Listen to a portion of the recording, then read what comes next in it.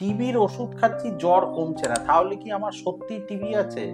এটা ভালো প্রশ্ন। অবশ্যই আমি আপনাদের বলি যে টিবির ওষুধ খেলেও সাধারণভাবে জ্বর কমতে 2 থেকে 3 সপ্তাহ সময় লাগে।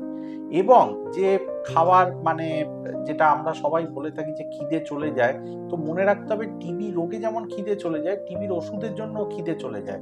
তো খিদের ভাবটা আসতে অনেকটা সময় লাগে এবং কাশিটা কমতে আরো বেশি দিন সময় লাগে। কিন্তু যদি কোনো মানুষ টিবির ওষুধ খাচ্ছেন কিন্তু 3 সপ্তাহ পরও তার জ্বর কমছে না, অবশ্যই দেখতে হবে যে ওটা প্রকৃতপক্ষে টিবি কিনা। টিবি হলে সেটা ড্রাগ সেন্সিটিভ না ড্রাগ রেজিস্ট্যান্ট টিবি। অনেক সময় টিবির ওষুধের জন্য আইরিস বলে একটি ফেনোমেনন হয়, সেটা কিনা। তো যদি টিবির ওষুধ খাওয়ার 3 সপ্তাহ পরেও জ্বর থাকে, অবশ্যই দেখতে হবে সেটা টিবি না কোনো ওষুধের সাইড এফেক্ট। কিন্তু কাশি বা দুর্বলতা সেটা কমতে অনেকটা সময় লাগে।